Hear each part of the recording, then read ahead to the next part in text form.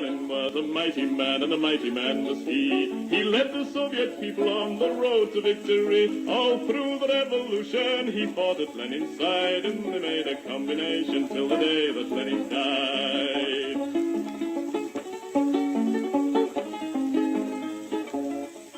He said, come on, you people, we must work with brain and hand. And then one day the Nazis came into the Soviet land. They plundered to the Volga, to Stalingrad. And then Joe Stalin said, come on, me boys, and kicked them out again.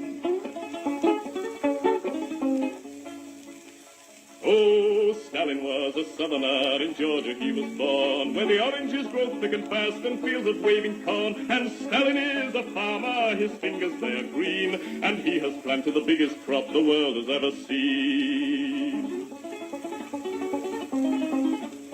One day he looked upon the map and frowned and shook his head.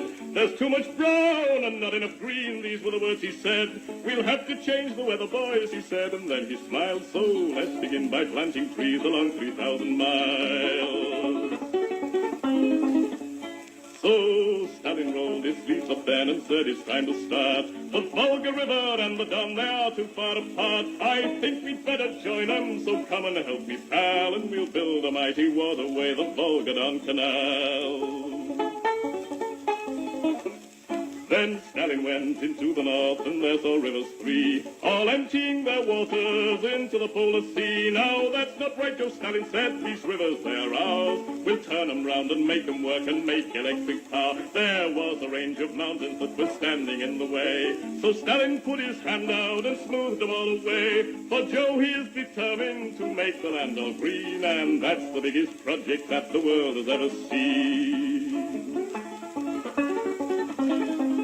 Oh, Stalin is a mighty man, and he has a mighty plan. He's harnessed nature to the plow to work for the good of man. He's hammered out the future, the fortune he has been, and he's made the worker state the best the world has ever seen.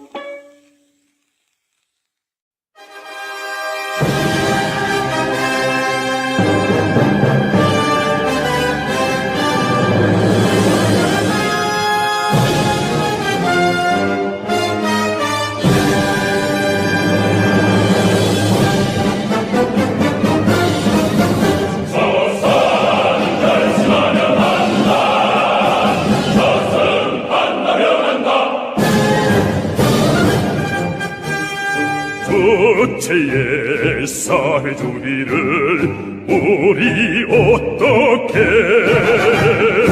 정대로 지키는가를 세계여보라. 조선은 결심하면 한다. 조선은 한다면 한다. 백승의 영도 따라서 선군의 붉은 기 그 신념으로 조선은 결심하면 한다. 조선은 한다면 한다.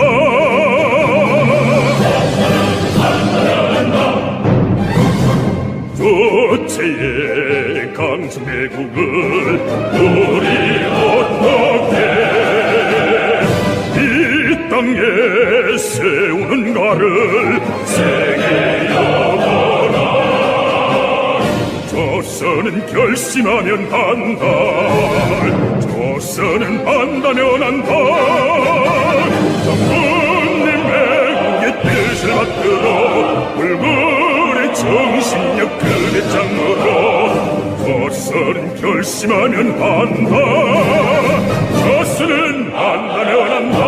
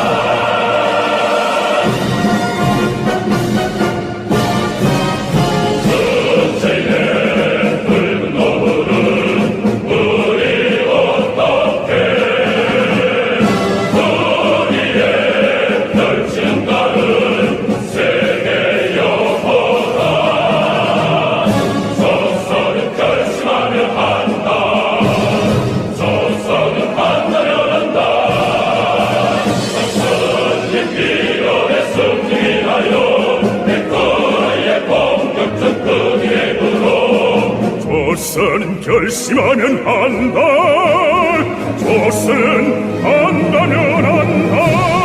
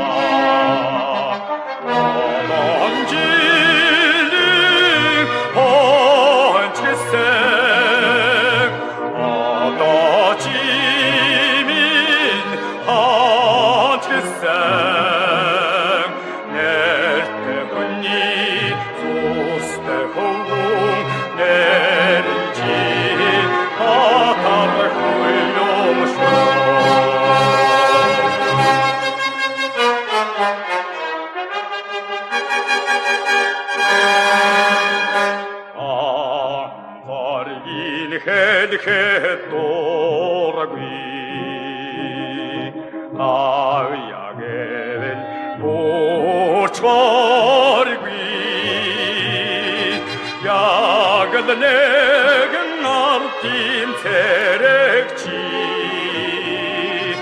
Один дорогите боцима, Одончини очисем, Одочимин очисем, Неште буни зостеховум, Нелинчи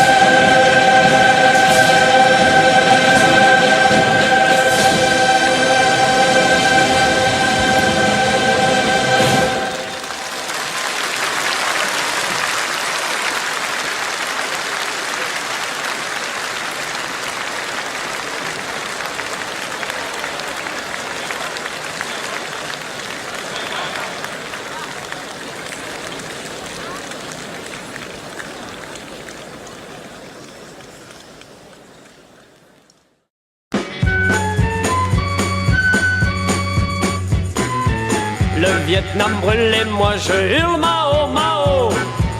Johnson rigole et moi je vole Mao Mao. Le napalm coule et moi je roule Mao Mao. Les villes crèvent et moi je rêve Mao Mao. Les putains crient et moi je ris Mao Mao. Le riz est fou et moi je joue Mao Mao. C'est le petit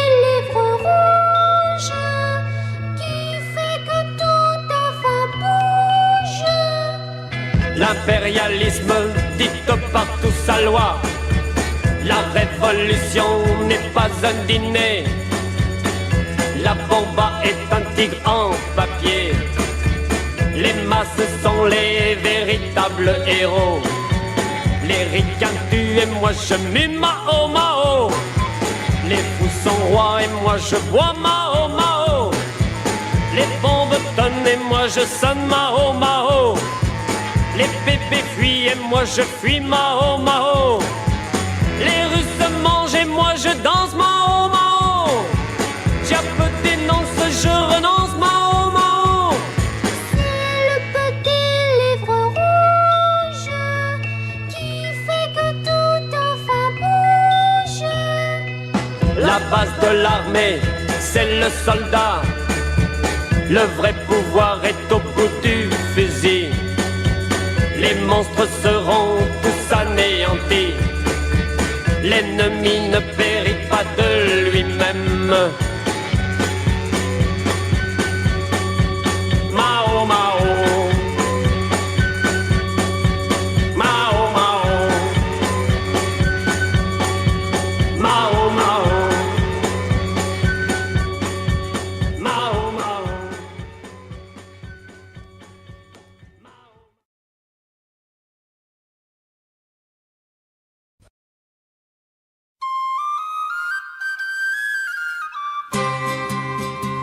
When I was young, I used to be as fine a man as ever you'd see. And the Prince of Wales, he said to me, come and join the British Army. Tooraloo, they're looking for monkeys up in the zoo. It says, one, if I had a face like you, I'd join the British Army. Sarah Connon baked a cake, and so for poor old Slattery sake, sure I threw myself into the lake, pretending I was barmy. Tooraloo, I've made me mind up what to do. Now I'll work me ticket home to you and the British Army. Sergeant Healy went away and his wife got in the family way, and the only words that she could say was blame the British Army. Tooraloo, me curse upon the Labour Blue that took me darling boy from me to join the British Army. Corporal Sheen is a terrible note, just give him a couple of jars of stout and he beat the enemy with his mouth and saved the British Army. Tooraloo, I've made me mind up what to do. Now I'll work me ticket home to you and the British Army.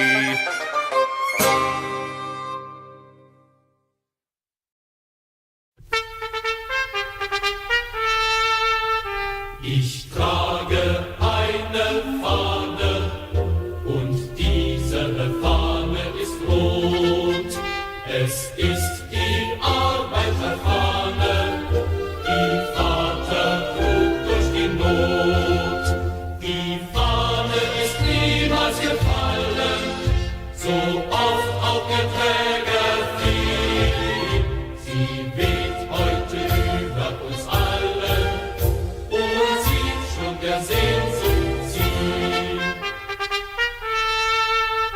Ich trage eine Fahne, das Rot der Arbeiter macht. Es hat die Arbeiterfahne bei Nacht mein Vater bewacht und hat sie mir früh übergeben, als Morgenrot stieg empor, dass wir sie zur Sonne geben, bei Tag in der Kampf beschworen. Ich trage eine Fahne und diese Fahne ist rot. Es ist die Arbeiterfahne, die uns die Einheit gebot. Sie hat unsere Väter begleitet durch Ade und Nacht und Krieg. Drum vorwärts die Söhne erstreitet, zu Ende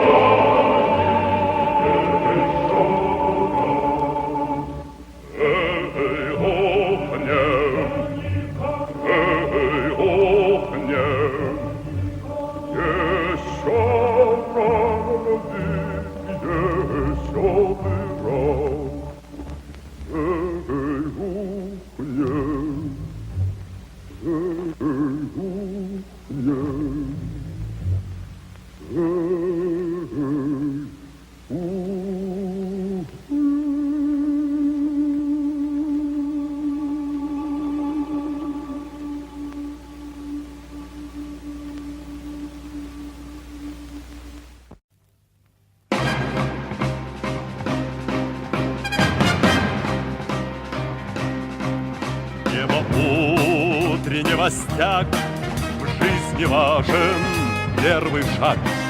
Слышишь, веют над страною ветры яростных атак. И вновь продолжается бой, и сердцу тревожно в груди. И Ленин такой молодой, и юный октябрь впереди. И Ленин такой молодой, и юный октябрь впереди. Весть летит во все концы, вы поверьте нам, отцы.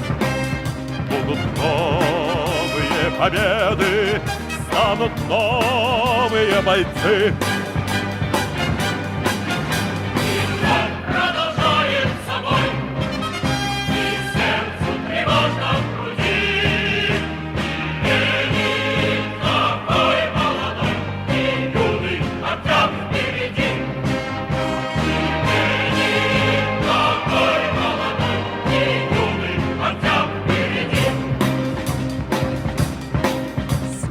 Милости не жди, жизнь для правды не щади. Нам, ребята, в этой жизни только с правдой по пути. И он продолжает собой, и сердце тревожно в груди. И Ленин такой молодой и юный, отцом впереди.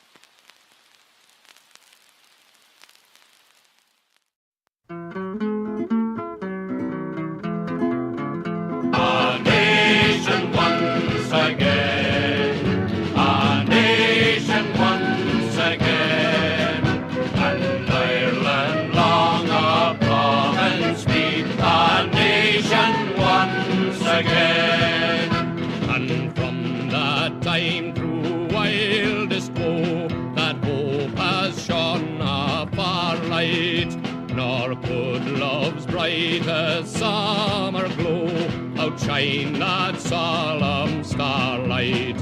It seemed to watch above my head in forum, field and plain. Its angel voice sang round my bed, a nation once again. A nation once again. A nation once again. And Ireland long a province be, a nation once again. So as I grew from boy to man, I bent me to that bidding. My spirit of each selfish plan and cruel passion ridding. For thus I hope someday to aid. Oh, can such hope be vain? When my dear country shall be made a nation once again. A nation once again. A nation once again. And Ireland long a province be, a nation once again.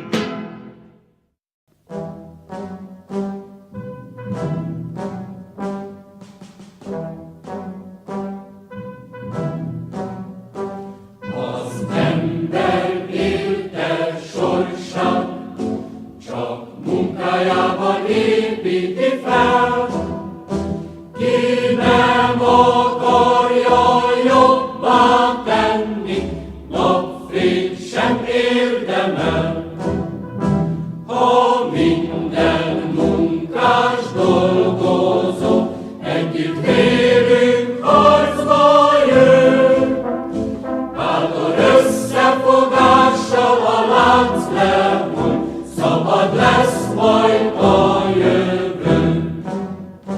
A dolgozók szívében a jobb jövendő vízfénye ég, hol szabadság lesz, igazság és munkás testvériség. Ha minden munkás dolgozó együtt vérünk harcba jön, bátor összefogással a lánc lehull, szabad lesz majd a jövő.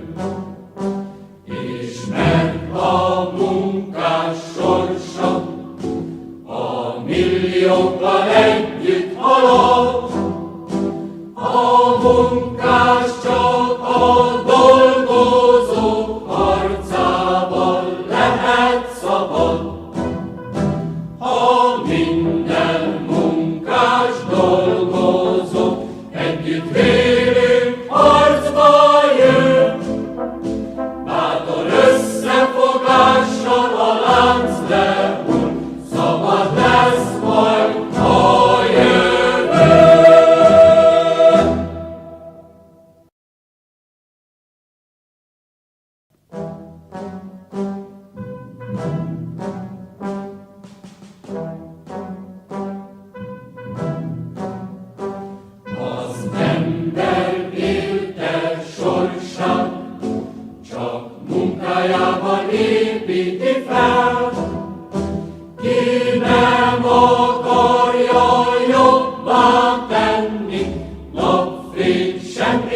érdemel.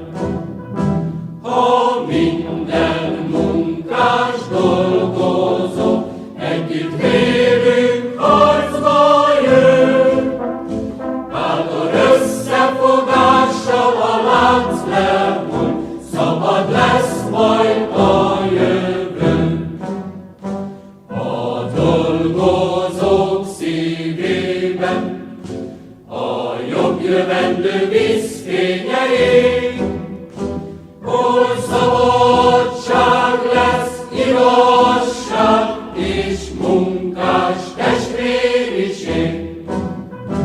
Ha minden munkás dolgozó együtt vérünk harcba jön, bátor összefogással a lánc lehull, szabad lesz majd a jövő. Ismert a munkás sorsa, a milliókkal együtt halad.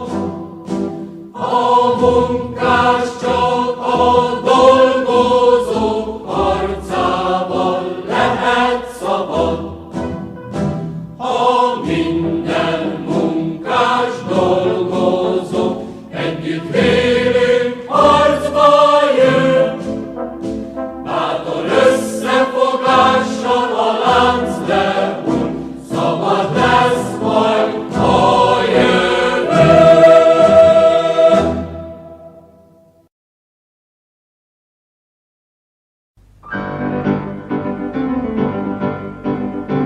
Od samog Vihmog partija,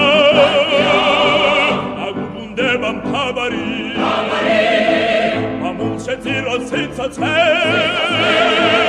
velačen ganim zadari.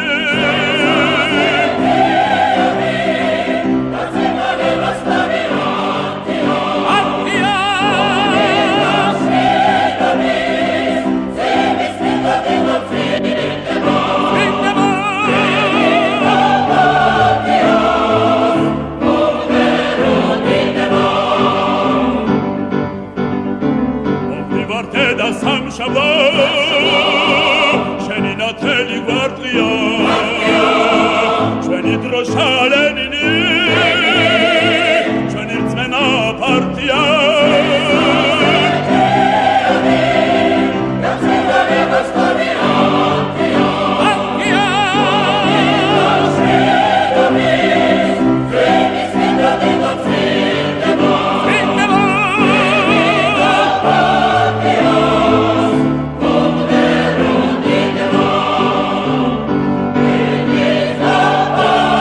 Yeah.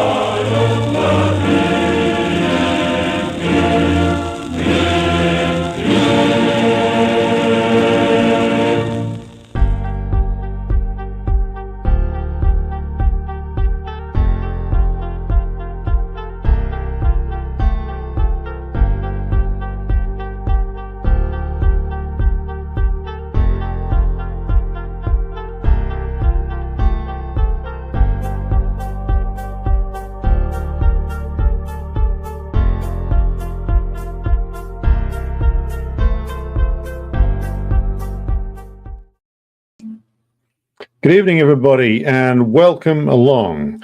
It is the evening of the 6th of December, 2024, and here we are looking at another attempt by Tucker Carlson to win some kind of journalistic award, but only to be let down by his own inability to conduct an interview. Now, I'll come to that, of course, just later on. First of all, hello to everybody who's in the chat, including Jenny, who is serving as our moderator. Thank you very much. And we will begin by looking at some highlights or discussing some highlights of the interview. And to be honest, I wasn't surprised by anything that was said there. It was a fairly standard outline of Russian legitimate complaints against the behavior of the US imperialists. I found that there were some interesting details that came up in the discussion. I found that when Lavrov appeared to be blaming the Germans for the death of Alexei Navalny, which I found to be a rather curious twist on things, given that I always assumed that it was the British who killed him, but apparently Lavrov wants to shift the focus onto the role of the Germans and that they might have done something, which is a rather interesting diversion. Lavrov made the correct point that the war or the special military operation in what the country that is still called Ukraine was, of course, and remains far less deadly than the Israeli, US sponsored, US organized, US armed and funded murder campaign in occupied Palestine. So there's an interesting comparison to make, and of course it's an accurate one. And the Russians have been making that slightly more forcefully in recent times. Now, the rest of the interview, pretty much standard, and it showed you really, first of all, that the Russians are clearly trying to put on a certain face to impress an American audience. That much is clear. Putin was doing similar things in the interview with Carlson earlier this year.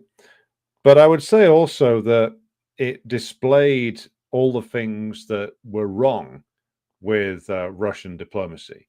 A lot of people in the multipolar so-called, online community, like routinely go into rhapsodies about like Russian diplomacy, and comparing it to the fact that the United States government or the British don't feel the need to engage in it at all. They just make threats and then sanction people or bomb them. So you compare that to the Russian approach. Yes, the Russian approach looks very civilized by comparison. But I would say that what was revealed in the interview, just as it was revealed in the earlier Putin interview, what was revealed was the fact that the Russian approach has been to essentially get punched in the face over and over again over the last 30 years and then ask for negotiations. Because if you think about it this way, as soon as the counter-revolution triumphed and destroyed the USSR, which is at the end of this time 33 years ago, December 91, the US, or in the form of the Defense Department and the form of Paul Wolfowitz, publishes the Wolfowitz Memorandum, which outlines very clearly the trajectory the US is going to go on and the tactics it's going to use against now Russia, and states quite openly that they will not allow a powerful state to emerge of any variety on the territories of the former Soviet Union. They immediately went to work making sure that they were heavily invested and in the territories that were once part of the Soviet Union. So Azerbaijan, for instance, recipient of a great deal of British investment over the years, both directly and, of course, via the Western puppet regime in Ankara. And, of course, Kazakhstan, which we've mentioned before, very heavy investment done there by the British and the US. And the aim was clearly to choke off any prospect of the Russian Federation being able to even challenge the US in a localized way. And so this was clear. This was an agenda that was leaked or written about in the New York Times and the Washington Post in 1992. So you can't say, if you're the Russian leadership, that this took you by surprise. They were very open about what they planned to do. And again, all the way through the 90s, what was the US doing? Along with the British, of course, advancing an agenda. And the agenda was to further break up and break down the Russian Federation. Chechnya was one focal point for this, as was Dagestan, Ingushetia. All of that region was places where various different insurgent armies were encouraged, funded, armed by the US and by the British. Putin has said that quite openly over and over again. And yet, through all this time, of course, despite the fact that the US is quite blatantly playing a very slippery game in terms of talking friendship, when you got Bill Clinton saying, "Hey, Boris, we really love you over here. We love the way you're such a party animal. I am too, but I don't like vodka as much." You get Boris Yeltsin going over there to the US Congress, prostrating himself before the US Congress and basically groveling to them. And so Lavrov says, we try to negotiate, but we don't get treated with any respect. Well, why would the imperialists respect you? That's the question. Why would they respect a group who had carried out their bidding for them, destroyed the Soviet Union, plunged Russia into a hellscape of chaos, and now was groveling to them? Why do you think for more than a minute that you would be treated with respect because you did that? The imperialists have contempt for you. They still do. The imperialists treat you like the miserable collection of traitors that the Yeltsin clique was, because no one likes a traitor. Not really. They can be indulged, they can be used, they can be abused, but in reality, the US imperialists had no reason to respect the Yeltsin clique. No reason whatsoever. Why would they? These people were busy turning Russia into a hell on earth and busy doing the work of imperialism and pushing forward with an agenda that could only lead to the disintegration of the state. So it makes me laugh when you hear Russian officials complain that in the 90s they got treated with no respect. Well, that's what happens. What happens when you destroy your own country, let the thing be asset stripped and looted, and then spend 10 years groveling to the US imperialists. The US imperialists will say, "Thank you very much," then kick you in the face. Why on earth would you think it was going to be any different? What level of delusion were you operating under? It's absolutely fascinating to see the fact that they're still complaining about this. Like, they've been punched in the face over and over and over again. And there's still elements clearly within the Kremlin hierarchy that are desperate to be patted on the head by the US. I mean, for Lavrov, I don't share any of the admiration for him, by the way. None at all. Guy's an anti-communist, spent years in the US, appears to be an ardent admirer of the West in all of its inglory. So I have very little time for a guy like that, because this guy's been a servant of the system implemented by Yeltsin for years.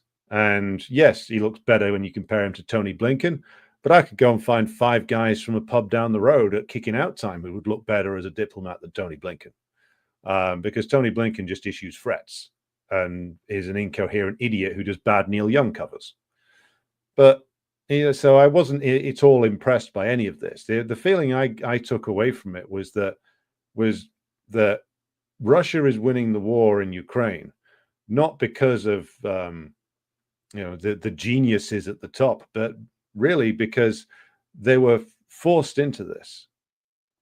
They were forced into this by the sheer intransigence of U.S. imperialism, which, as I've covered many times before, demands total subjugation, and by the fact that the level of crisis provoked by the Yeltsin clique, caused by the Yeltsin clique, caused the most heinous comprador elements to be weakened to the point where they were forced out. And really, the survival of the Russian Federation, I would say, owes much to the masses in Russia. It owes much to the Communist Party of the Russian Federation, and the forcing of the Putin system onto the road of rebuilding national sovereignty and independence owes a debt partially to the rabid hostility of the imperialists, and also the fact that the KPRF has managed to force certain things onto the agenda that would not have been there otherwise. So it's the laughable thing I found about this is that they're still complaining about like the way the imperialists spurned them. It's like these guys have learned nothing. They've still learned that. They still desperately want to do reach some kind of deal. It's a strange one. Forced into a confrontation with the imperialists, told by the imperialists, in fact, told by Blinken directly to his face, according to Lavrov, that we aim to deliver a strategic defeat on you in Ukraine. And Lavrov pointed out that the imperialists, of course, have been very active in Ukraine since the 2004 coup being one manifestation of it. But they've been active there, of course. They were active in the Soviet period. But they've been relentless in their activity in Ukraine since 1991. So the 2004 coup, which is what it was, organized by the US and the deeply corrupt Leonid Kuchma regime, was not even the first time. I mean, they were involved in rigging the elections in 1994. They were involved in the scams to seal the Communist Party of Ukraine to keep them out of power over and over again. So this is a game that's been going on a very, very long time. It's a game that the people at the top of the Russian system appear to be aware of. But what they don't appear to be aware of is that there's no negotiating with U.S. imperialism. Even though U.S. imperialism is telling them over and over again that they're not going to negotiate. They're now, I mean, you could tell that some in the Russian system have some delusion that Trump is going to come in and change something. Some do, some don't. Lavrov was obviously pandering to Carlson on a couple of occasions, but even he couldn't escape the fact that Trump had behaved in a roughly the same way as Obama, because, of course, it's not about individuals, it's about the system. So, again, you come away from that and you think that the struggle in Ukraine that's going on now was something that was ignited not by the Kremlin. It wasn't ignited by the hierarchy in Russia at all. In fact, they went out of their way to avoid it. It was ignited by the heroic resistance of working class, ethnic Russians or Eastern Ukrainians, depending upon which way they want to describe themselves, who resisted a fascist coup organized by US imperialism in Kiev in 2014 and kept resisting for 8 years, to the point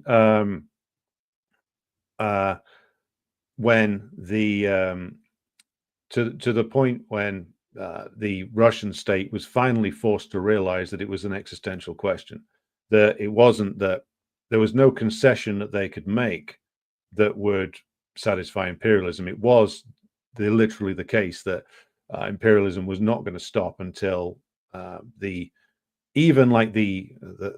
I would call the the moderate nationalists in the Putin system had been destroyed and the system dismantled.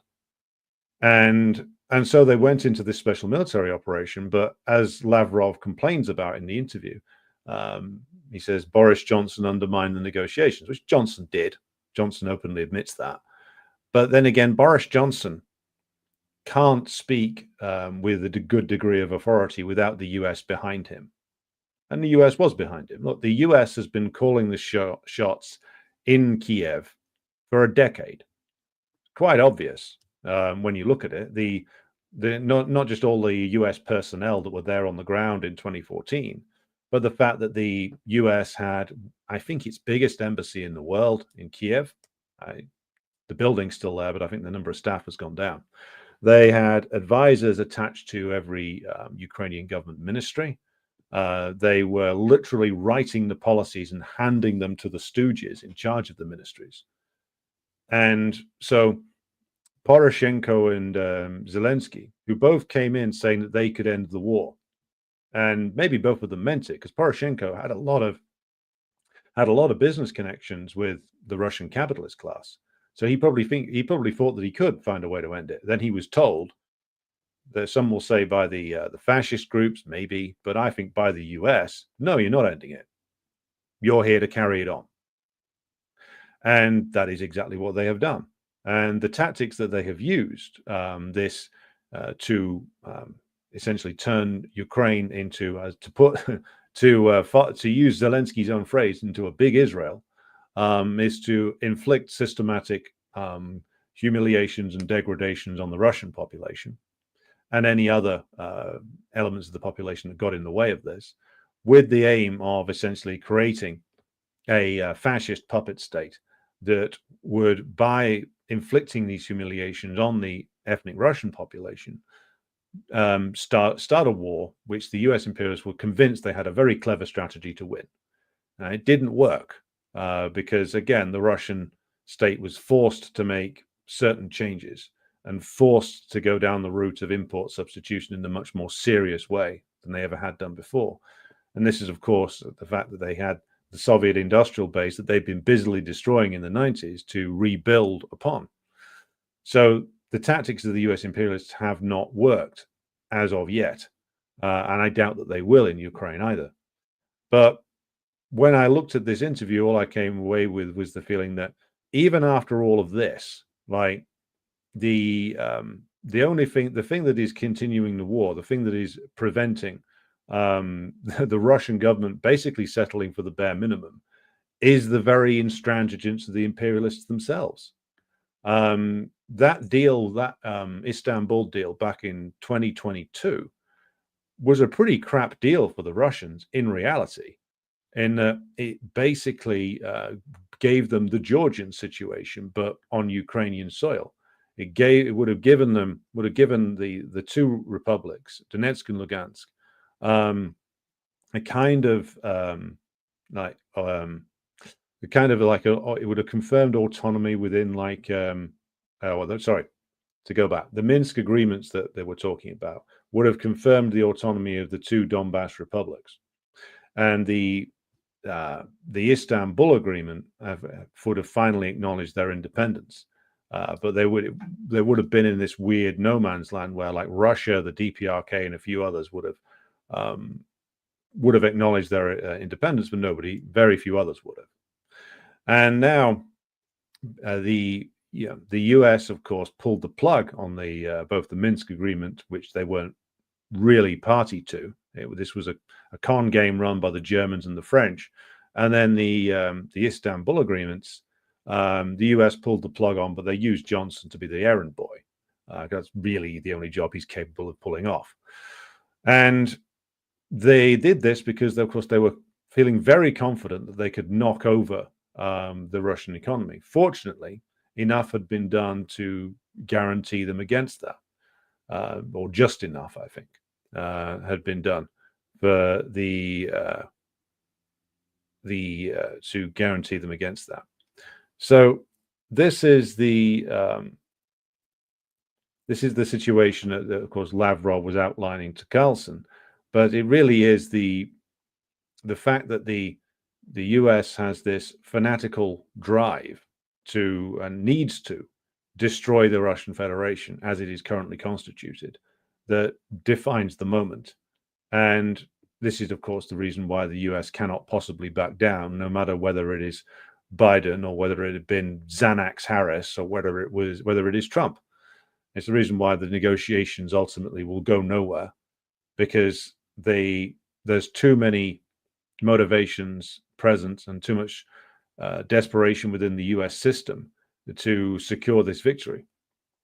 And therefore, whatever Trump does, whether he sends that lunatic octogenarian general over to Moscow to make demands that, again, the Russian government cannot possibly accept, because the Russian masses would not accept this.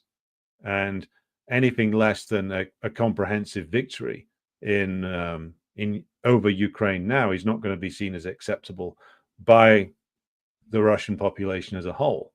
And that works to check the more comprador-like impulses that still exist within the Putin-led system. Those impulses are still there for all that's happened over the last few years. And I will go back to something that I've talked about before, and I mentioned it on Telegram. One of the central weaknesses of this whole multipolar moment that we are in, and one of the central weaknesses of those who are seeking to present it as a new goal in and of itself, is that what the people who are advocating hard for this often fail to understand is that though the US's power is declining and has been for a number of years now, and its internal problems are mounting, it is still the case that it has quite a number of advantages, and it can still make an awful lot of trouble all the way around the world. And in too many cases, it has been shown that the old lessons that were observed long ago by Marx and Engels still apply. And I'm referring here specifically to the old lessons from the Prussian era of the 1840s, that the Germanic bourgeois, because of course there was no single Germany back then, were much more afraid of the masses in their own countries rising up and pursuing the bourgeois revolution in Germany than they were of the Kaiser and the reactionaries.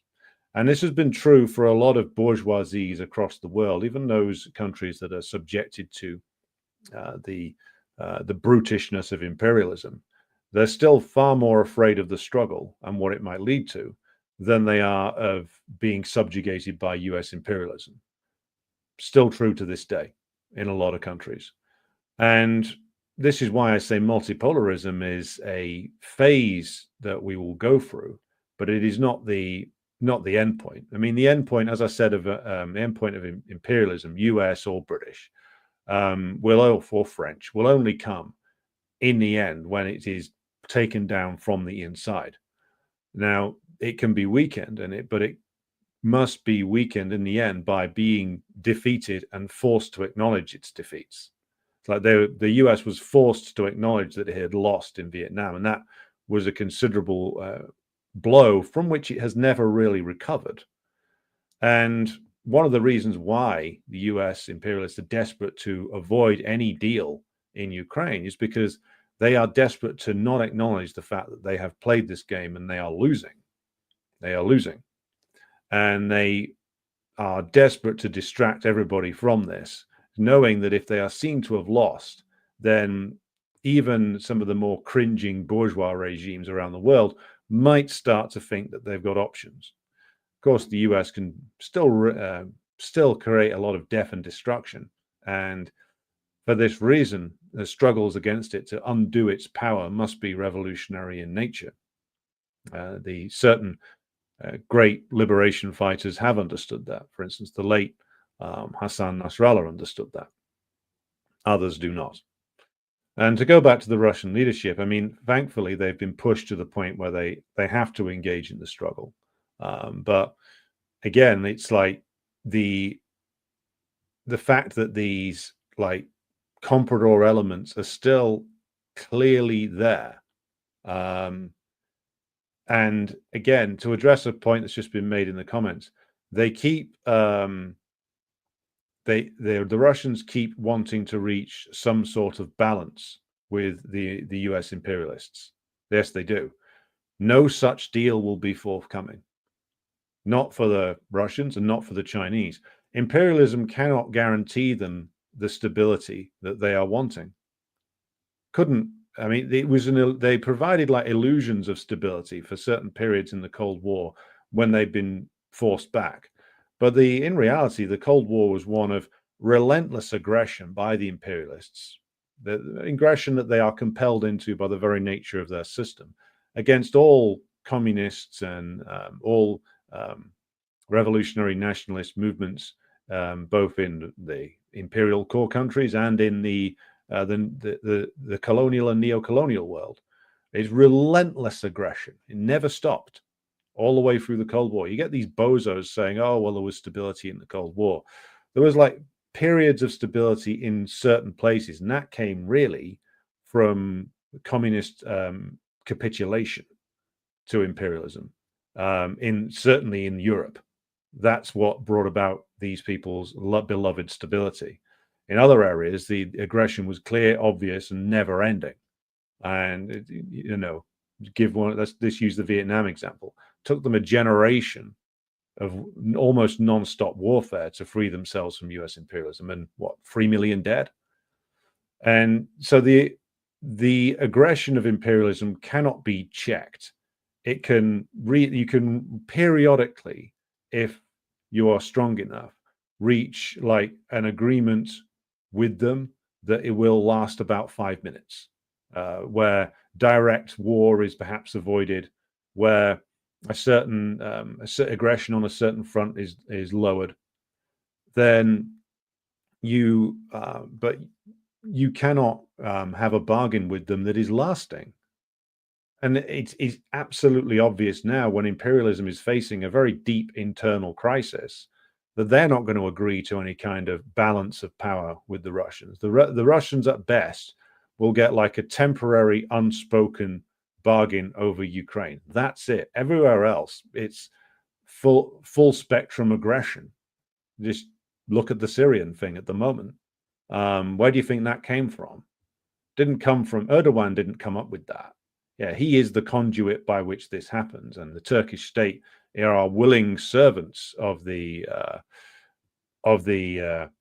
US imperialists, especially in places like Syria. But they're acting in concert with the US imperialists and the British in places like Azerbaijan in the aggression against Armenia, which is ultimately directed at both Russia and Iran. So there's no deal to be had with them.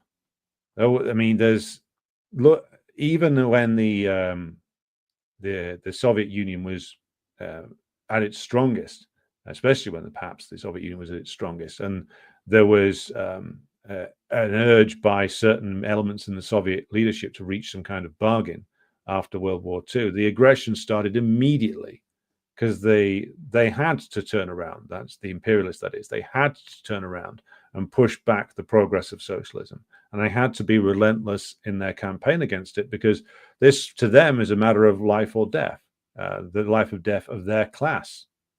And they fought that war with ruthlessness and savagery worthy of the Nazis themselves. That's why they employed so many of them. And the problem for our side is that too few of our own leaderships, especially since the triumph of revisionism, have understood that, because of political weakness, that too many have willingly bought into the lies and misrepresentations that imperialism engages in.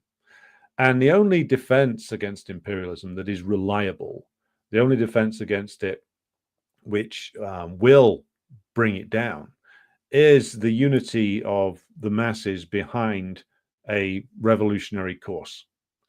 Why is it that US imperialism, and this isn't just a Marxist, a question of like following a line of Marxism-Leninism, even though that would be my preferable option, even in places like Yemen, where you have Ansar Allah, you there have a revolutionary nationalist movement inspired by ultimately a form of Islam, but it is as one with the masses, with the Yemeni masses. That's why imperialism couldn't uproot them, couldn't destroy them in a decade of like a horrendous war that they waged via the Saudis on Yemen. But the Ansar Allah as a movement couldn't be uprooted because they were so deeply embedded within the masses. Same is true of Hezbollah. Hezbollah could not be uprooted by the US imperialists and their Israeli colonial army because of their sheer rootedness in the large areas, large aspects of the masses of Lebanon. That's what stymies imperialism. That's what can turn it around. Because what effectively the Yemenis did was they forced the imperialists to show how weak they were. They were unable to stop the Yemeni blockade of the Red Sea, because to do that would have taken, well, more than a bombing campaign. It would have taken probably a ground invasion of Yemen, which they are incapable of pursuing. And so when you have that level of unity and militant mobilization, then imperialism can not only be stopped, it can be revealed in its paper tiger nature, which is what the Yemenis revealed it as being. It's what the Hezbollah fighters revealed the Israeli regime as being, ultimately. For all the horrors that they can inflict, that kind of organization can turn them around and beat them. And where that lesson isn't learned, imperialism will play its tricks, as it is in Syria right now. So to round up on the Lavrov interview, look, I mean, I think that like if somebody who's like relatively apolitical watches that, it might be of some use to them, because they would see there's a lot of things that Lavrov says there which are undoubtedly true, but to me it pointed to all the problems which led the Russians to this position in the first place, which is just like 30 years of them like getting punched in the face by imperialism and asking for a bargain with a system with which you cannot bargain. Even more so now, it has become like a ravaged, rabid, and diseased beast, which is snarling and biting at absolutely everything, and which you cannot possibly reason with. And the only thing to do is to defeat it. But its final defeat, again, cannot come from outside. Final defeat must be ours to deliver. Right. Just going to pause for a moment because the dog's gone nuts and I need to go and deal with that. So pardon me, I'll be back in a moment.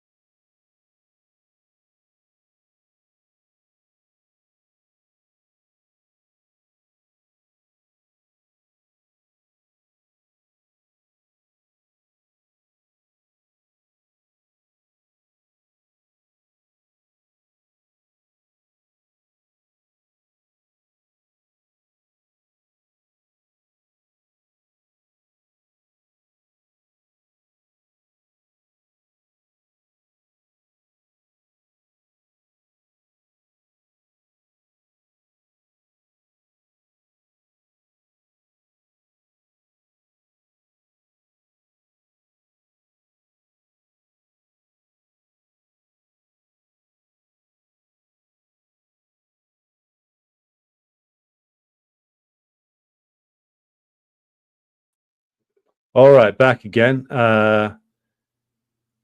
Dog went a bit on the crazy side because it's blowing a gale around here. and so dogs get somewhat startled. But moving back then to question and answers, I will start at the bottom and work upwards. Why do they continue to ask for a bargain? Is it as simple as a potential economic gain? A lot of reasons for those. A lot of reasons there, Robeson. It's a good question. I think it comes down to the fact that the Russian system is fundamentally a capitalist one. It is still, despite the fact that you have a relatively progressive form of Bonapartism there, run by, Putin is at its center, but it's run by a layer of people who emerged out of the late period Soviet system. And what you have there is a group that wants to, more than anything else, develop a successful Russian capitalism. And they have wanted for a long time to reach an accommodation for over 30 years. I mean, before that even, going all the way back to the revisionist period, want to reach an accommodation which will allow them to stably develop capitalism in Russia. This is something that Gorbachev expressed himself in his wretched book Perestroika. So that is what they want to do. These are not people who are revolutionaries by any stretch of the imagination. They're not. The betrayal of like Putin and co.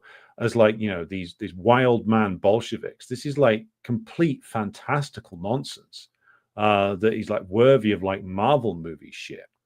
And so it is partially because what their project is building Russian capitalism. Now we can get into in future episodes why I don't think that's a particularly worthwhile project, but there you go.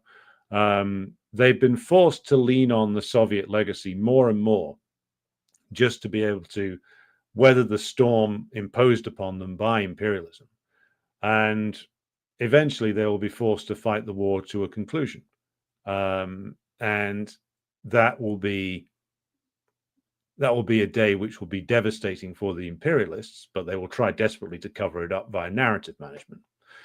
But again, they keep seeking a deal because that's the nature of the Russian system. It is a progressive form of Bonapartism which seeks to assert like Russian independence and sovereignty. And they sought to assert this via negotiations for years. They've been forced into ultimately a war to try and defend this. But again, the system is such that and the forces within it are such that it compels them back towards wanting some kind of grand bargain to be reached with the US. This is, and they will have to learn that they can't have that. Now, the KPRF, Communist Party of the Russian Federation, keeps telling them that over and over and over again. But of course, many inside the hierarchy of the Russian system don't want to listen. So it's the legacy of the last, certainly the last 30 years. It's the nature of like Russian capitalism and the Russian ruling class, which although they exist under a Bonapartist system. What is to draw on something Gennady Zyuganov said? What is the dream here? It's to do what? Create a consumerist society in Russia, and then look how well that's turning out inside the US. Look how well that's turning out inside Europe. Fundamentally, like what's happened is that Russia's been forced into a lower form of production, a lower mode of production, meaning it's regressed since the Soviet period, and it's regressed in many different aspects. So even when it's forced into a confrontation, the capitalist class, their nature of the Russian capitalist class doesn't change, which is that this is a backward class that was always feeble. It was feeble when it was under the Tsar. When it was restored by the Gorbachev-Yeltsin cliques, it remained feeble and deeply compromised and parasitic. And when the imperialists are defeated, which they ultimately will have to be, because the war will have to be fought to a successful conclusion, there will be reckonings will be had inside Russia with the capitalist class, I'm sure. Those can't really happen when they are under attack by imperialism, though. But they're not going to learn. The Russian capitalist class won't learn lessons, by the way. They're not capable of it. They are representatives of a system which has long outlived its usefulness. And the longer that they retain any political power, the more protracted the struggle will have to be inside Russia to go back to socialism again. And you've had a lot of damage done by this capitalist class for many, many years. Maybe this is part of the process of overcoming that. We can only hope that it is. All right, going back to the top. Hope you all enjoyed the new musical introductions. The music is an ongoing project. Hope you got something out of that. So hello to, let's go and see who's been with us so far. Hello to Edward. Hello to Daniel, Luca, Davey, Jawad, Nush 82, Pittsburgh Dude 87. Yes, that was Kim Il-sung on the end there. Hello to Bishi, and hello to Jenny again. And hello to Le Aurea. I've probably mangled your name there, in which case I apologize. Hello to Grassy Knoll. Grassy Knoll says, I listened to the interview, and the last comment that Lavrov said concerned me the most. He said that Admiral Kirby had stated that in the event of a nuclear war, Europe would bear the brunt. Well, they're not the first to say that. This was a calculation also made by the Reagan administration. I think it's been made by many different administrations in the US, that they'll confine it to Europe and therefore they'll get away with it. Of course, it won't be if it gets to that. So that's a complete delusion. But it only goes to show what the priorities in Europe should be, in the European nations, which is dismantling the EU, dismantling NATO, and removing US occupation bases from all the different countries in Europe, instead of which you got these Polish compradors taking a $4 billion loan from the US so they can take it straight back to the US and spend it on US military equipment. That's what you've got the Eastern Europeans doing. And so these like comprador swines in the East will need to be removed. And the current ruling classes in the West, the imperialists, what is left of the imperialists of Europe, the fading and flailing imperialists, those ruling classes will all need to be chased out. And part of the process of chasing them out is removing the elements that support their rule, which are the US bases, which is NATO, which is the EU, which is the system the US put in place after World War II to secure the ruling classes of Western Europe in power again and to stop their overthrow by the domestic working classes. So all of these are things that we will have to do. It will have to be the case that the NATO structure must be dismantled. It must turn round to the Americans and say to the US soldiers themselves, well, no hostility towards you as rank and file soldiers, but we really do think it's time for you to go home now. Why don't you go back and start settling things with your ruling class? Because we're not prepared to sit here and tolerate US military occupation of Europe anymore. It's not bringing us anything other than being pushed into the firing line, which Admiral Kirby was was kind enough to confirm in his statement.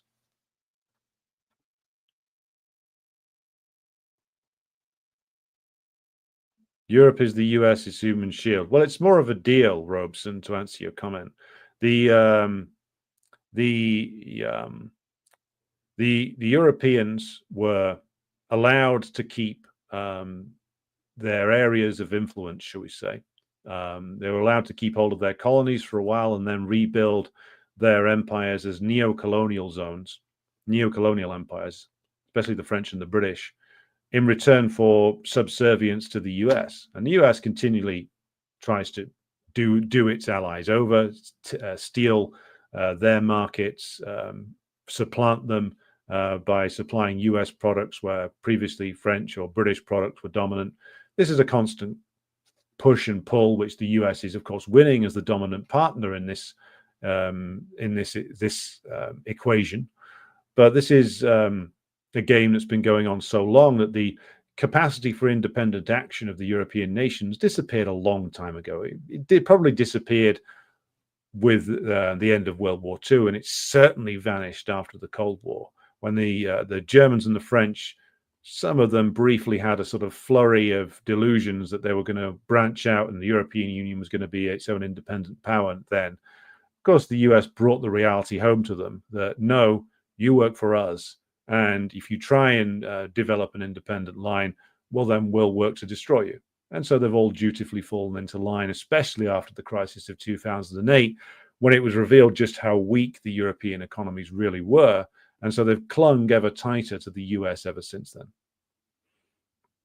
Hello to Alistair Page McGill. Hello to Spurious Furious, Bob Parr, Dinner with Franklin, Arcane, Eclectic, Enigma, Lertis, Almir from the once and future Socialist Republic of Slovenia within Socialist Yugoslavia, Brad Wall, Colchesterian,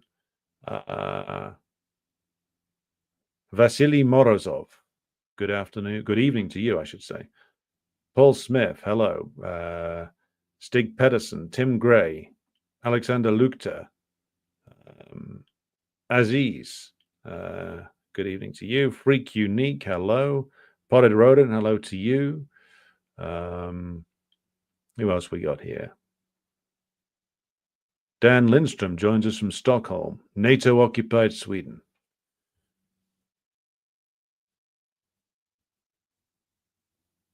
Alexander Lukta says, Tucker made it to the top because even though he started out like Charlie Kirk, his face didn't shrink. He was a nerd with a bow tie. He stopped. Is the best move he ever made, Tucker Carlson, was to stop wearing the bow tie. That might be the key to his success. So now Almir says, so Navalny was poisoned by the Germans, maybe, just like Stalin was poisoned by Khrushchev and his clique, maybe. Yeah, I'm still reading up on that. I will do a program on it when I've found out more. Yes, Paul Smith is right. Tucker Carlson's old man was CIA. That's how he got where he is, as Putin rather amusingly said to him.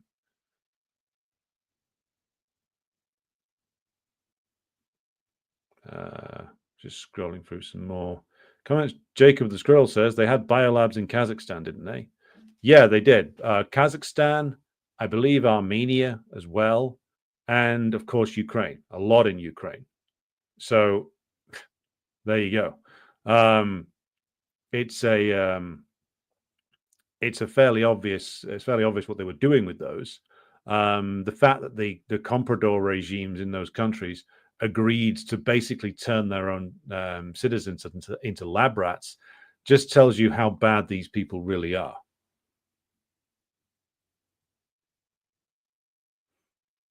Jacob the Squirrel says Timur Kulibayev is the son-in-law of former Kazakh president and the owner of a Mayfair mansion at 41 Upper Grosvenor Street, which has remained empty for over 14 years. Well, if you need a place to stay in London, maybe you should go there.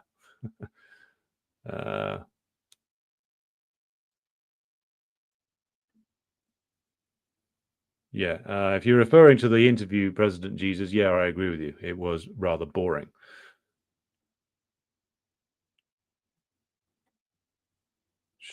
Just scrolling through some more comments here. Almir says there is no deal to be made with the imperialists. Listening to Russian diplomats can be frustrating at times. Same with the Chinese. Yeah, well, this is what you get when you have a capitalist group running Russia and a revisionist one running China. Chinese think that they can carry on with what they're doing, in which they have made a great deal of progress in, and that they can somehow navigate around the hostility of imperialism. Now, some of them think that. Clearly, there are other points of view within the Chinese party, though, because they have spent quite a lot on expanding their military and modernizing it and bringing it up to the point where it could stand up to whatever it is the US ultimately unleashes in the South China Sea. They still keep going into and bargaining, or trying to bargain with the imperialists, though. I mean, the Chinese are right in thinking that it is best if they don't start the war, but it will certainly be the case that if the US provokes something, the Chinese will need to finish it. You can't leave these things half done. Again, the Syrian situation shows what happens if you do. Well, just on the Syrian situation, I mean, the whole point there is that the Aleppo operation is a US operation. Like, it's being, you get like people saying, oh, it's Erdogan getting ambitions. No. Erdogan operates within a framework set for him by the US. Like, his activities in places like Azerbaijan come on the coattails of the British and the US, especially the British, who've been active there as very big investors for decades. Like, Erdogan's capacity to act independently is limited. He rides the coattails of US imperialism and tries to carve out a space for the interests of the Turkish bourgeois in doing so. So this operation, according to, again, this was leaked from Kurdish sources, but I think that on this they would know. It's been planned for over 2 months. So this was going back to what, October? Early October, late September, maybe even before that. They had to do a lot of preparation for this. They had to get all their guys in line and ready to go. They had to put equipment in place. They had to do an intelligence, a very comprehensive intelligence operation, it would seem thus far, to suss out where they were going to go. You get a lot of contradictory reports at this time about how they got into Aleppo, but it certainly seems to be the case that they infiltrated a lot of guys in there, and they infiltrated a lot of sleeper cells that managed to activate them successfully when the attack started. And there's some stories that they managed to get some of the senior officers in Aleppo of the Syrian army to defect or run away. So if you manage to get that, then that tells me that the US has been touring around offering some very substantial bribes, if that's true. Wouldn't surprise me in the slightest if it is true. That's the kind of thing the US is very good at, paying people off, providing them with large amounts of money, finding traitors and compradors who they can bend to their will. So the preparation has been going on a long time. And again, I saw Lavrov talking about, oh, we need to go back to the Astana format and talk to the Turkish government. And again, it's not just a question of Erdogan being a scumbag, even though he is. It's a question of like the fact that the Turkish state itself is embedded within NATO. It's embedded within US-controlled in military and intelligence structures. They might have a tiff about the role about the Kurds, but in the end, the US will sell out the Kurds, and the Turks will be happy with that. The point is that the Turkish bourgeois, right, are cravenly subservient to the US imperialists. Erdogan reflects the Turkish bourgeois. The opposition in Ankara is, if anything, even worse.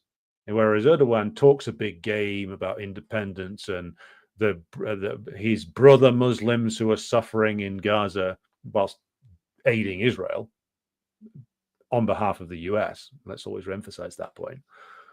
The US-backed opposition, or some factions in the US, are more in favor of the opposition because they don't particularly like Erdogan.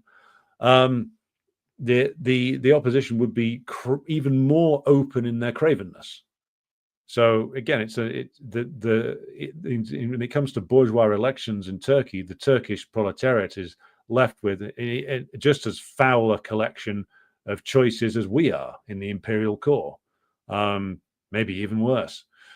But the point is that the Russians thinking that, and the Iranians to a degree, thinking that they could secure some bargain with the Turkish government over Idlib, and that they could leave like a giant, essentially mercenary training camp, where a NATO mercenary army was camped out there. Quite what the hell they thought they were doing, I don't know. I've got an inkling. They thought that they were engaging in this process with Erdogan. It was all part of them trying to sort of loosen the grip that the US has over Turkey. I think that's what the Russians thought they were doing. And they've discovered that the grip of the US over Turkey is very comprehensive, has been for many, many decades. Erdogan has his moments.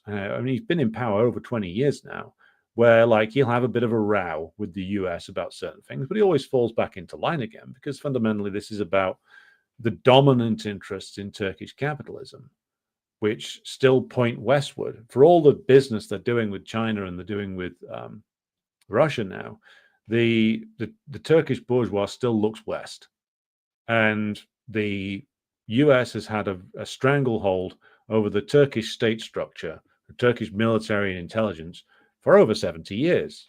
That's not going to go away overnight. And so this operation is a US operation. The negotiations that the Russians were having with the Turks in the part of the Astana format, and the Iranians were having with them, was basically you were negotiating with the puppet, not the puppet master. When the US cracks the whip and says, right, Mr. Erdogan, let's get going, Erdogan clicks his heels together, salutes, and says, let's go, sir. This is a priority for the US, and therefore Erdogan fell into line. Your Astana format is a waste of fucking time. You've spent, the Russians have spent years trying to negotiate over this, and all they ended up leaving was a giant vulnerability which the US could exploit. And of course the US exploited it. How else were they going to act?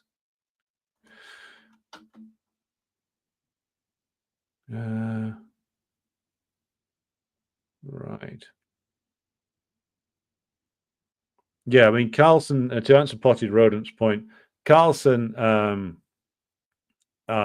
basically asked Lavrov at one point, like, well, can't we make a deal? Can't you come and side with us against China? And thankfully, Lavrov gave him a no, but not as firm a no as I would have given him, to be honest. Like the project to turn to the east, it seems to be something that again, this is something that is explored in the work of Professor Richard Sakwa. Again, a sort of liberal scholar, but an honest one, who did some very good work in, I think it's called the Putin paradox, where he analyzed the various different tendencies within the Putin-led system. There are those who are like Eurasianist in their outlook in the Russian system, and those elements have been strengthened in recent years, but there's still very much, as I said, that especially pro-German element, pro-relations with the EU element, and even like the pro-US element, I think is smaller, but the EU connection is often a fatal one for the Russians, because there's a lot of like pro-EU sentiment, it would seem to me, until recently, within like the Russian ruling circles. And that comes from the Russian bourgeois' attempts to develop this very close trading relationship with the German ruling class in the 90s and the early 2000s. And some of them do want to go back to that, even with all the developments pushing to the east. Thankfully, though, the US's wild hostility and sanctions policy will prevent that sort of pro-European comprador element from regaining power in Russia.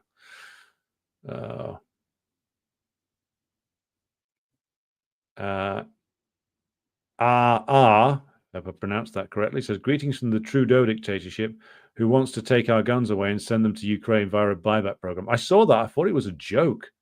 Is that really the best idea that he's got? It's absolutely bizarre. Ruski Partisan says, Colonel Jacques Beau showed on a survey which shocked me. Willingness to die for Ukraine, December 21st and February 22nd. Donbass, 5.4 to 9.5%. Odessa, 12.7 to 15.9%. Yeah, well, this regime is a completely false creation.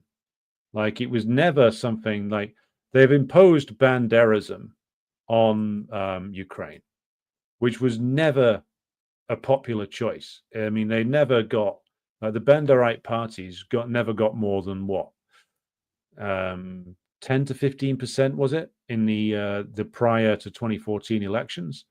Like, the people who won the post Maidan elections, Poroshenko and Zelensky, the presidential elections, both won promising to bring peace and brought more war. So, like, the US has imposed Banderism on Ukraine, but it was never that popular outside of a few areas in the far, far west. Like, it couldn't win elections on its own. Like, it didn't manage to in the 1990s either. And again, it had to be imposed. It had to be brought in via state diktat by, first of all, Yushchenko. Remember him? Another US asset that they brought in the third round elections in 2004, and then by the regime that the US created after 2014. So this regime, again, it wasn't popular to start off with.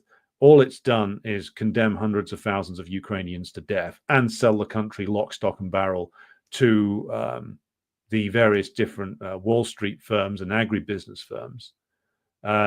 So why on earth would people want to die for this version of Ukraine, given that this version of Ukraine has been sold to the British and the US and the French imperialists? And what are you dying for? You're dying so what? That Zelensky can keep his millions, so that Kuleba can get a lucrative non-job teaching at some bullshit American university, so that Yermak can go and spend his stolen loot. I mean, these people are heinous, these Ukrainian compradors who have sold the country, imposed Banderism on it, and sold the country whilst babbling and raving about national pride, as these fascist scum always do, while selling the country off literally by the pound, or by the dollar, I should say, dollar by dollar, to various Wall Street giants, BlackRock, etc., the European Bank for Reconstruction and Development, the various different agribusiness firms who are buying up Ukrainian land. That's who Ukrainians are being asked to die for. Why would they be keen on dying for that? Again, the masses are never as stupid as the bourgeois likes to believe. The masses might not always have the correct understanding of why something is happening, but they know when they're getting screwed. And they're getting screwed by this regime, as they have been relentlessly since the collapse of the Soviet Union. And it's never even reached the point where you even had like a Putin, or even a Lukashenko figure come in and at least stop the open looting and like reassert the power of the centralized state and stop the destruction of the industrial base, which was what the Ukrainian bourgeois have done since 1991. So why would anybody want to fight and die for this? They wouldn't, because they know, the masses know and understand that what they're being asked to do is to defend the privileges of this absurd, sellout, treacherous comprador clique.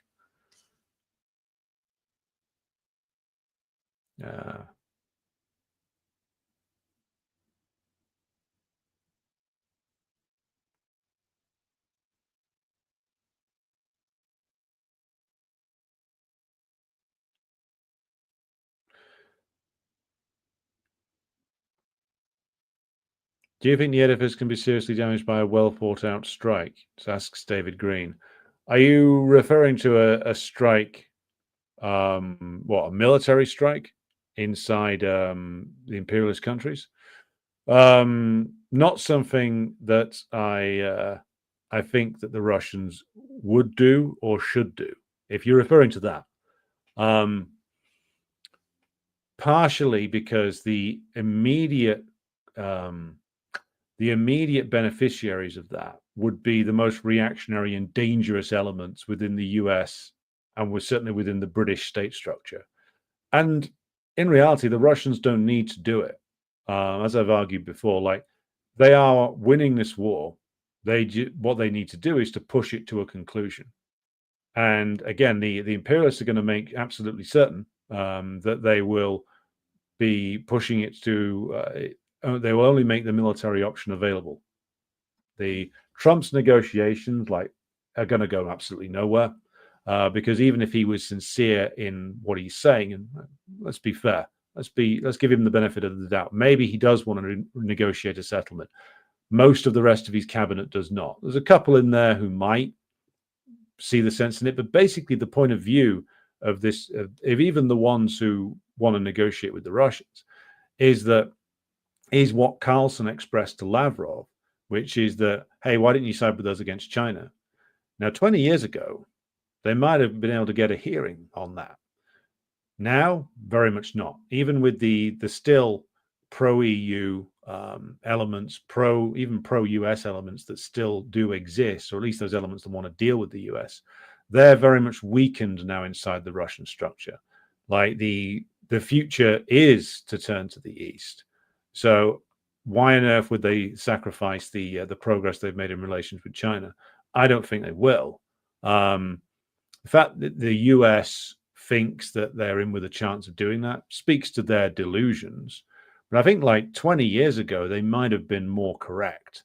But I think there's been too much water under the bridge now and too many dead on the Russian side to have, even if there was like a comprador group that was more powerful inside the Russian structure, it would be very, very difficult and dangerous for them to flip back and suddenly start siding with the US again. I think that ship has sailed. But that's the point of view of, like, the Trump group, even the ones who favor negotiations. They want to try and break up BRICS by getting the Russians on side with them against the Chinese. That's seemingly what Carlson went there predominantly interested in finding out.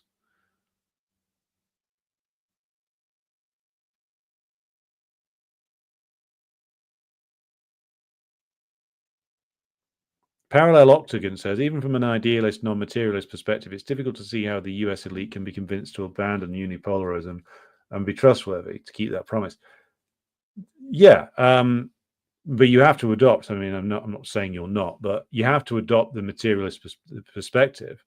You have to adopt the lens of Marxism-Leninism here to fully understand this, because it's not just that the US elite are the governing crust in the US and Britain are crazy or that they're irrational. It's that they are pursuing the interests of a rotting and decaying system.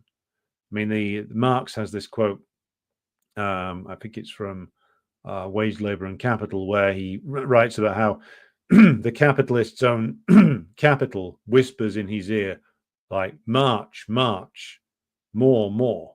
Like, the capital is portrayed by Marx in the Communist Manifesto as well as being like a mystical force almost, that the capitalist is compelled to try and grab more and more and more profit, accumulate more and more capital. The imperialists are compelled by the very nature of their system to try and destroy all of anybody who could threaten them, even to the slightest degree, anything that stands outside of their control. They can't be persuaded out of it. And my criticism here isn't just directed at, like, anybody in Russia who still thinks they can. I think the US has done a good job dissuading them that there is a sort of rational dialogue to be had here. But there's those in the US, again, even some who are associated with, like, multipolar points of view, who think that that somehow that the US elite can be talked down off the ledge, maybe through Trump, and they can agree to take an equal space, an equal role in a new world order where all states respect each other, and there's the kind of things that Lavrov was going on about, how all security is indivisible, and no one should be enhancing their own security at the cost of someone else. Like, you can't have that when you're dealing with imperialist countries. They won't ever accept that. They pretended to for a while when they knew that they were onto a good thing with Gorbachev, and if they could pour some honeyed words into his idiotic ear, and treacherous ear, that it would be good for them, because he would hurry up with the business of destroying what was left of the socialist system. But now there's no chance of this. There's no chance of the US ruling class suddenly deciding, you know what, we're going to stop being imperialists now. They can't stop. They have to be stopped. Again, that can only be delivered from inside the US itself.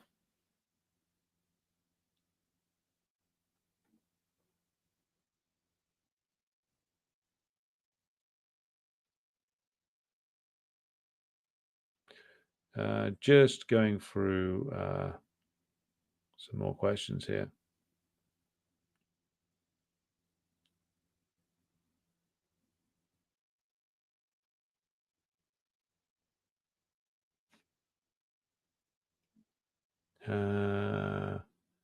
Edward asks, is the Cuban Revolution threatened from within by revisionists and compradors within the Communist Party of Cuba?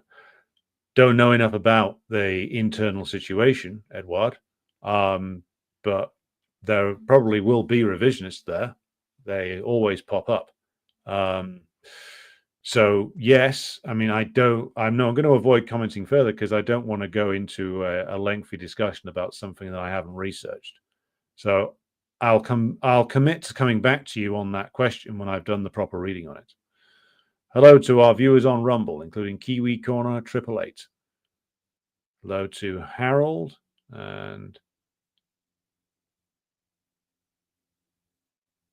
hello to Holistic Politics.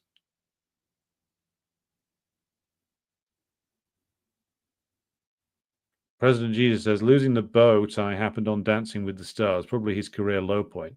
While Tucker Carlson was on a dancing program? That's hilarious.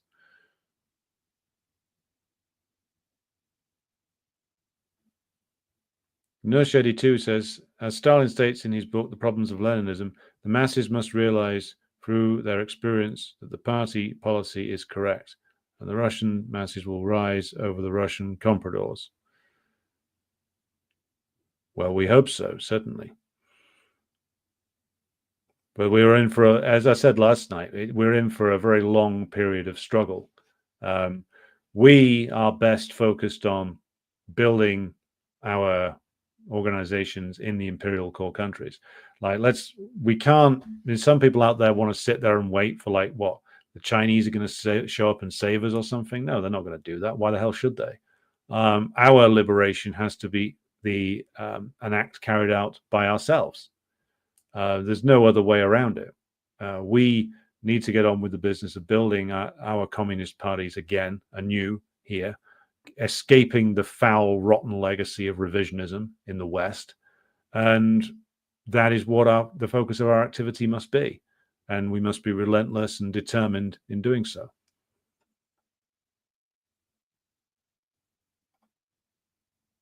Yes, the Hayat Tahrir al-Sham has brought in some Madison Avenue ad men to rebrand them as woke now. They'll be offering up a trans spokesman very soon. Hello to Comrade Ash, who joins us from down under. Going through. Hello to Comrade Ian Foster, and to Just a Maverick. Hello to Lisa on X or Twitter, whichever you prefer. Right. All right, David Green, you meant a labor strike. Well, this is, I mean, it's something which in the United States and here would take some serious building up to. I mean, it's definitely possible. I'd say it's more possible in terms of the mood of anger out there, it's definitely something that would be more possible now than it was a decade ago. Thing with a general strike is, though, it's a bit on the all or nothing side. Without having a communist party there that can have a chance of guiding it, you're just as likely to end up with a bunch of demoralized people at the end of it. Is the problem is, it isn't that the system is just astray. It's that it's in a uninterrupted downward spiral. So the uninterrupted downward spiral is caused by the fact that it has a catastrophic problem in terms of it's heavily financialized, it's wholly parasitic, and therefore it cannot reform. So if we're pushing for a general strike, I mean, it would have to be very different to any industrial dispute which has happened in Britain, certainly for many, many decades. It would have to be essentially a political general strike with a set of demands that are put forward, probably in the full knowledge that the system cannot possibly satisfy them. You put forward the demands to rally people around them and you say to the class, this is what we should have, this is why we do not. We go on strike to make we agitate for a political general strike, a political and industrial general strike, to not just bring out a few workplaces, but to bring out as many strategic industries as possible and a wider variety of people. And the aim of it, I think, would be that the benefit of it would be, even if it didn't succeed, is that for a while people would see the potential power of the class on a mass scale. The ruling class has been very good over the last 40 years of stopping mass struggles, with the active assistance of the trade union bureaucracy, of course. To get to the point in Britain, again, the United States, I think, suffers from even worse problems than we do. To get to the point where you could have a political general strike, you would have to have ways of bypassing the current trade union bureaucracy. There's various ways that can be done. I mean, the biggest of them, of course, is to build the Communist Party itself, to grow the number of worker militants in our ranks. And then, of course, once you've reached a certain level, you can have broader organizations, as the old Communist Party of Great Britain used to have, and the CPUSA used to have, that organize workers on a genuine broad front basis, such as the old National Minority Movement, which was able to operate across the official trade union structures and was hated by the TUC leaders in the 20s and the 30s, because it was a militant organization of the class that organized the most class-conscious workers across the different union structures to push for similar demands. And you'd need something like that at the very least to coordinate both union and non-union, to both party and non-party.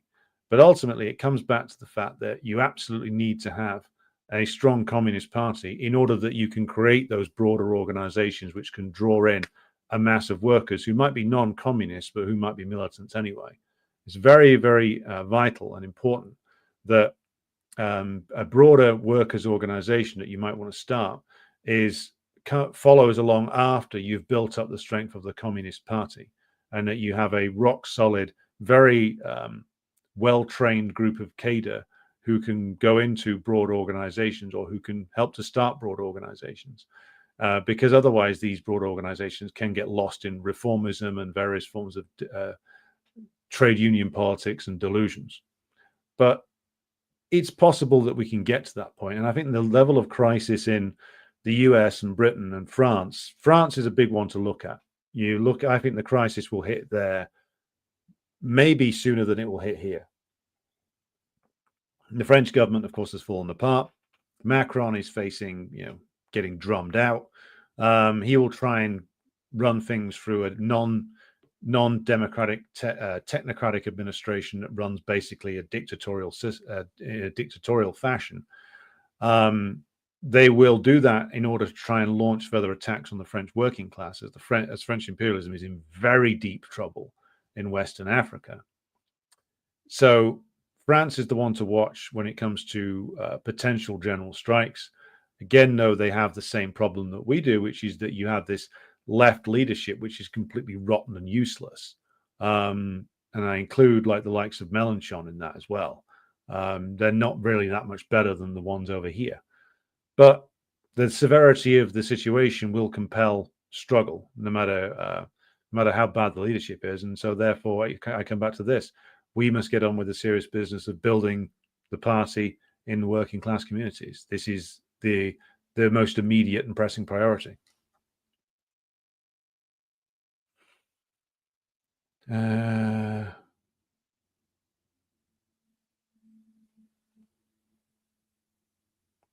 Alexander Lukta says Sarah Ashton Cirillo will be the next Hayat Tahrir al-Sham spokesperson. That's where he's going. Mikey Cirillo will turn up as the first trans spokesperson of Hayat Tahrir al-Sham. He'll have a beard and he'll have the fake breasts on at the same time. A genuinely new innovation. All right, okay. So we are at the midnight 39 mark here, 39 minutes past midnight. So I am going to draw things to a close for this evening. Thanks to all 304 of you watching at the moment. I'm going to be hitting the road tomorrow. So whether there's a stream or not, I'll have to sort out when I get back. But I certainly will be back on Sunday of this week. Thanks to everybody who's tuned in tonight. Be sure to like and share the stream if you haven't done so already, and to subscribe to the channel if you've not done so already.